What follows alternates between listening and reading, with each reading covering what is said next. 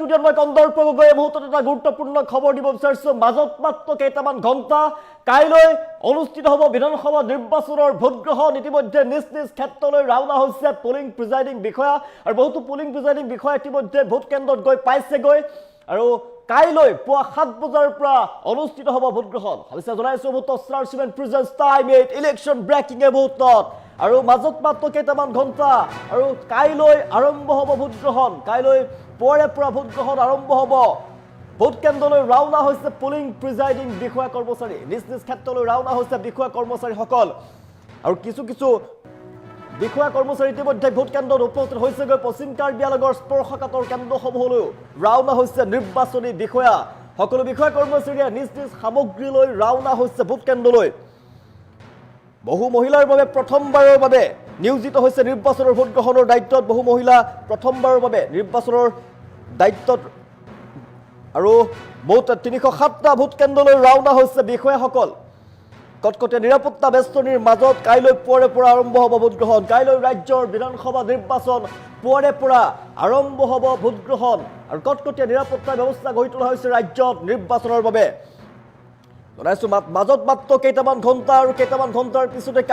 কাইলৈ আৰম্ভ হ'ব ভোট গ্ৰহণ ৰাজ্যজুৰি নিৰ্বাচনৰ বাবে ব্যাপক প্ৰস্তুতি দেখিবলৈ পোৱা গৈছে কাৰণ পুৱা 7 বজাৰ লগে লগে 126টা সমষ্টিত ভোট গ্ৰহণ প্ৰক্ৰিয়া আৰম্ভ হ'ব 126টা সমষ্টিত একেলগে ভোট গ্ৰহণ প্ৰক্ৰিয়া আৰম্ভ হ'ব আৰু 2,50,54,463 গৰাকী ভোটাৰে ভোটদান কৰিব 126টা সমষ্টিত ইভিএমত বন্দী হৈ পৰিব প্ৰাৰ্থীৰ ভাগ্য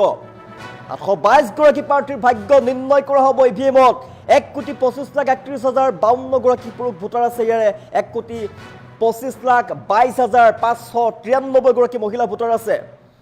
31,490টা ভোট কেন্দ্ৰত ভোট গ্ৰহণ হ'ব 318 গৰাকী অন্যান্য ভোটাৰ আছে গণতন্ত্ৰৰ বৃহৎ উৎসৱ কাইলৈ আৰম্ভ হ'ব পুৱাৰ পৰা ভোট গ্ৰহণ আৰম্ভ হ'ব 7 বজাৰ লগে লগে আৰম্ভ হ'ব ভোট গ্ৰহণ প্ৰক্ৰিয়া ইতিমধ্যে এই বৃহৎ উৎসৱৰ বাবে ভোট গ্ৰহণ কেন্দ্ৰত উপস্থিত হৈছে সকলো পুলিং প্ৰিজাইডিং বিষয়া নিজৰ নিজৰ কৰ্মক্ষেত্ৰলৈ ৰাওনা হৈছে পুলিং প্ৰিজাইডিং বিষয়া আমি দৃশ্যাংশ দেখুৱাই আছোঁ পশ্চিম কাৰ্বি আংলঙৰ স্পৰ্শকাতৰ যিসমূহ কেন্দ্ৰ আছে সেই কেন্দ্ৰসমূহলৈ ৰাওনা হৈছে নিৰ্বাচনী বিষয়া সকলোৱে নিজ নিজ কৰ্মক্ষেত্ৰৰ বাবে ৰাওনা হোৱা দেখিবলৈ পোৱা গৈছে নিজৰ কৰ্ম সম্পাদনৰ বাবে সামগ্ৰীসমূহ লৈ এনেদৰে ৰাওনা হোৱা দেখিবলৈ পোৱা গৈছে বহু মহিলা প্ৰথমবাৰৰ বাবে নিয়োজিত হৈছে নিৰ্বাচনৰ ভোট গ্ৰহণৰ দায়িত্বত 307টা ভোট কেন্দ্ৰলৈ ৰাওনা হৈছে বিষয়াসকল জনাইছোঁ 307টা ভোট কেন্দ্ৰলৈ ৰাওনা হৈছে বিষয়াসকল ভোট কেন্দ্ৰলৈ পুলিং প্ৰিজাইডিং বিষয়া কৰ্মচাৰী ৰাওনা হোৱা দেখিবলৈ পোৱা গৈছে পশ্চিম কাৰ্বি আংলঙৰ স্পৰ্শকাতৰ কেন্দ্ৰসমূহলৈ ৰাওনা হোৱা দেখিবলৈ পোৱা গৈছে নিৰ্বাচনী বিষয়া সকলো বিষয়া কৰ্মচাৰীয়ে নিজ নিজ সামগ্ৰীলৈ ৰাওনা হোৱা দেখিবলৈ পোৱা গৈছে ভোট কেন্দ্ৰলৈ বহু মহিলাৰ বাবে প্ৰথমবাৰৰ বাবে নিৰ্বাচনৰ ভোট গ্ৰহণৰ দায়িত্বত তেওঁলোকে আছে এবাৰ বহু মহিলাৰ বাবে প্ৰথম অভিজ্ঞতা হ'ব 307টা ভোট কেন্দ্ৰলৈ ৰাওনা হৈছে বিষয়াসকল আমি দৃশ্যাংশ দেখুৱাইছোঁ কটকটীয়া নিৰাপত্তা বেষ্টনীৰ মাজত কাইলৈ পুৱাৰ পৰা আৰম্ভ হ'ব ভোট গ্ৰহণ গণতন্ত্ৰৰ ডাঙৰ উৎসৱ কাইলৈ নিৰ্বাচন আৰু নিৰ্বাচন পুৱা 7 বজাৰ পৰা ভোট গ্ৰহণ প্ৰক্ৰিয়া আৰম্ভ হ'ব ৰাজ্যৰ বিভিন্ন প্ৰান্তত ইতিমধ্যে পুলিং প্ৰিজাইডিং বিষয়াসমূহ ৰাওনা হৈছে নিজৰ নিজৰ কৰ্ম সম্পাদনৰ বাবে ৰাওনা হোৱা দেখিবলৈ পোৱা গৈছে ভোট কেন্দ্ৰসমূহত ইতিমধ্যে বহুতো পুলিং প্ৰিজাইডিং বিষয়া উপস্থিত হৈছে নিজৰ নিজৰ সামগ্ৰী লৈ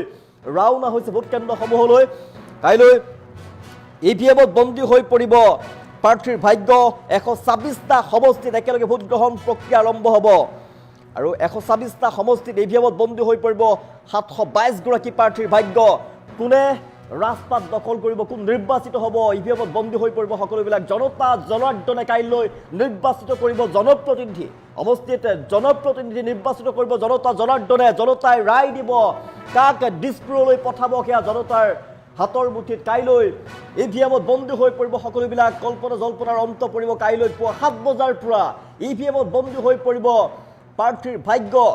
জনাইছোঁ 722 গৰাকী প্ৰাৰ্থীৰ ভাগ্য নিৰ্ণয় কৰা হ'ব 126টা সমষ্টিত ইভিএমত বন্দী হৈ পৰিব 722 গৰাকী প্ৰাৰ্থীৰ ভাগ্য একেলগে 126টা সমষ্টিৰ বাবে ভোট গ্ৰহণ আৰম্ভ হ'ব ভোট গ্ৰহণ প্ৰক্ৰিয়া পুৱা 7 বজাৰ লগে লগে 7 বজাৰ পৰা ভোট প্ৰদান কৰিব পাৰিব সকলোৱে পুৱা 7 বজাৰ পৰা ভোট গ্ৰহণ আৰম্ভ হ'ব কাইলৈ সকলোৱে ভোটাধিকাৰ সাব্যস্ত কৰিব পাৰিব আৰু ভোটাধিকাৰ সাব্যস্ত কৰিব পাৰিব তাৰ বাবে এতিয়া কটকটীয়া নিৰাপত্তা ব্যৱস্থা গঢ়ি তোলা হৈছে ৰাজ্যৰ প্ৰান্তে প্ৰান্তে কটকটীয়া ব্যৱস্থা গঢ়ি তোলা হৈছে আৰু এনেদৰে পুলিং প্ৰিজাইডিং বিষয়াসকলে ৰাওনা হৈছে নিজ নিজ কৰ্মক্ষেত্ৰলৈ ৰাওনা হোৱা দেখিবলৈ পোৱা গৈছে আৰু মাজত মাত্ৰ কেইটামান ঘণ্টা আমাৰ বাকী পিএম আছে 100 Deori Engleng LP school Rongkhang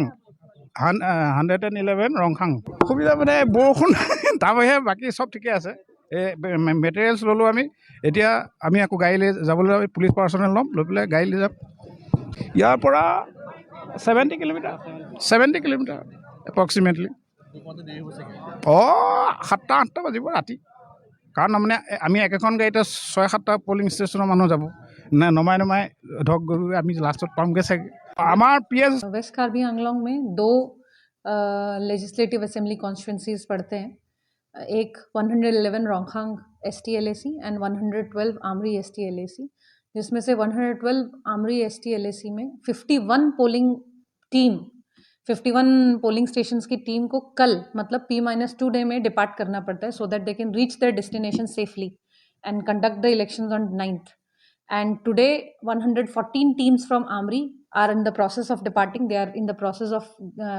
distribution collection and then departing to their respective polling station. And 193 polling stations and their teams, polling station teams are on their are in the process of departing from the distribution sites to the respective polling stations so that we can conduct elections on 9th morning in a seamless and smooth manner. 358 presiding officers have left from the distribution sites to their respective polling stations. 51 left yesterday and the remaining 307 left today. 1,432 polling presiding officers have left the venue to go to their respective polling stations and conduct the elections smoothly.